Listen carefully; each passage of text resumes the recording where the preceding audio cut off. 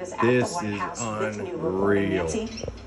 Nor I can tell you that as of last night, senior officials here at the White House and senior Democratic officials outside the White House were still being told that President Biden was in it to win it and that he wasn't going anywhere despite all the Democratic calls for him to step down. Like, it just came right out of the blue. I mean, I knew people were calling for him to drop out, but actually he was going to be getting out after I didn't think he was actually going to do it. If he was mulling this over, it was with his family, maybe and now he is endorsing Vice President Kamala Harris being kept away from most in the Democratic orbit be the Democrat nominee. Because it is obviously a very difficult decision, one that he resisted for quite some time, but clearly he and those right around him decided that it was just too difficult to try to push back against this growing wave of Democratic lawmakers in particular who were urging him to step aside.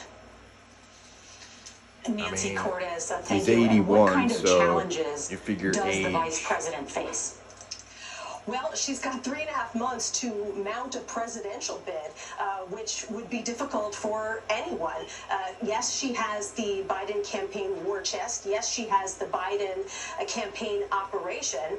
But, you know, she has 3.5 months at the top of this ticket to convince the American people that she is the best person for the job. And that is just something that is very difficult to do. She has to sort of spring in there on day one. She does not necessarily have anywhere near the same size of a team within the White House that the president does. And she's got to try to, you know, get all around the country and make her presence known and convince the American people that she has what it takes to do the job.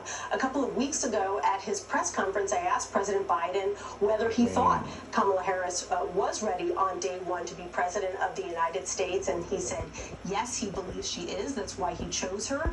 He pointed to her ability to hit the road all over the country, talking about reproductive rights, an issue that's very important to Democrats. He talked about her history as a 59 years old, first woman, Black American, and South Asian American to be elected Vice President, former senator from Cali, and former Cali Attorney General. To take those attributes, and the campaign has to take those attributes and sort of refocus the entire message, not just the message of the campaign, but also the message at the convention coming up in just a few weeks. Shocked me, like, right out of the blue. Has to change to I knew he was an old guy, but I mean, hey, while she has served here you very in the White House rarely with see President that. Biden for the past 4 years, is a very different person with very different strengths, and that entire campaign machine hasn't been done has since to Lyndon reorient Johnson. around her.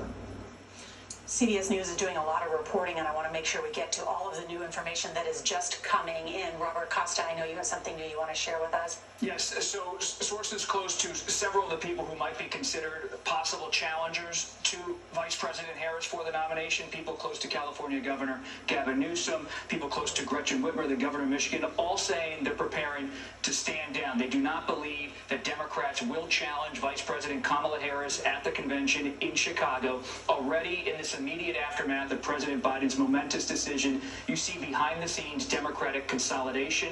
The real race will be for vice presidential nomination on the Democratic side, but it is intriguing to me as a reporter, but there's no one at this moment preparing behind the scenes to challenge Vice President Harris. That's right. Governor Gretchen Whitmer just saying, with Biden out, my job in this election will remain the same, doing everything I can to help elect Democrats and stop Donald Trump. She wrote that on social media, so she will not get in the way of Kamala Harris seeking this Democratic Party nomination. And my sources agree with yours in terms of not seeing a head-to-head challenger, but the question then becomes, who is the person who stands beside her August 19th at that Democratic convention to seek the nomination in that vice president role. So they don't think anyone's going to challenge Harris for the Democratic nomination. I was told looking to challenge her would be committing political suicide, to try to go head-to-head after Joe Biden had been so key in making it very clear, just within minutes of announcing he was not going to seek re-election, that he was endorsing her. That's what we're looking at now. In a moment, let's talk about who those potential vice presidential picks will be. But first, I do want to touch base with Willie James Inman. He is in Delaware.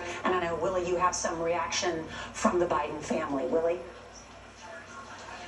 Hey there, Nora. Good to be with you. Well, the Biden family is reacting to this seismic news today. Jill Biden, she reposted the president's statement and she put a heart emoji, so sending her love to her husband. We know that the First Lady has been with the president as he's recovering from COVID-19 here in Rehoboth Beach, Delaware. We also are seeing some reaction from the president's granddaughter, Naomi Biden, who said, quote, "I'm nothing but proud today of my pop," referring to her nickname, of course, for the president there. And I want to bring up some reaction as well from Frank Biden, the president's younger brother, who tells ABC News that his brother's decision to step down out of the race boils down to his overall health and vitality, but also beating this genuine threat to our nation in the form of Donald Trump. So some reaction there from the Biden family, of course, who have been close with the president in coming to this decision that we're seeing today, Nora. Well, James, in